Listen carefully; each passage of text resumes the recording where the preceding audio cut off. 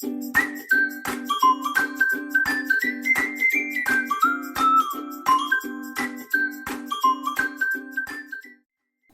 je suis Stéphanie Galipeau, organisatrice professionnelle chez Harmonie Organisation Personnalisée.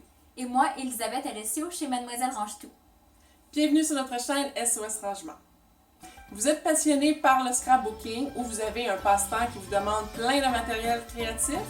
Bien, aujourd'hui, on va vous donner tout plein de conseils pour être mieux organisé dans cette petite pièce où se trouve tout ce contenu.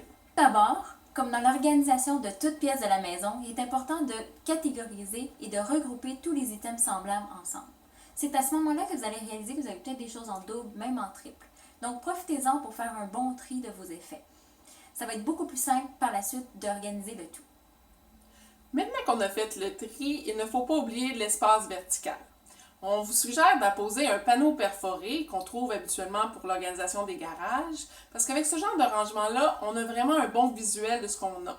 Puis on peut faire l'arrangement qu'on veut. Si vous voulez vraiment en avoir un plus facile à poser, il y en a maintenant de disponibles chez Ikea. Ils ont une belle variété d'accessoires qui vont avec.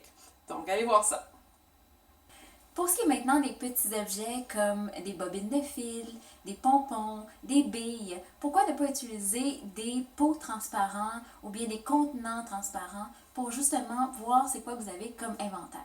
En plus, ça fait très joli dans une pièce, ça permet de décorer, d'exposer toutes ces couleurs à vue. Pour ce qui est de l'organisation du papier ou des cartons de couleur, il y a vraiment beaucoup de façons d'organiser ça, mais on va vous en suggérer deux ici.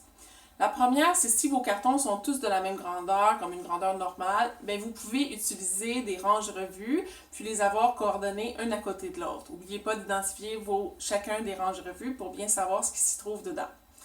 Pour ce qui est de la deuxième façon, c'est comme pour du papier d'emballage, des grands tubes, bien c'est bien d'utiliser des pôles sur le mur et comme ça vous allez avoir accès à vos rouleaux, puis ça va être plus facile de les voir. Parlons maintenant des rubans. Une belle façon de les exposer, c'est vraiment de les mettre à la verticale dans des boîtiers transparents.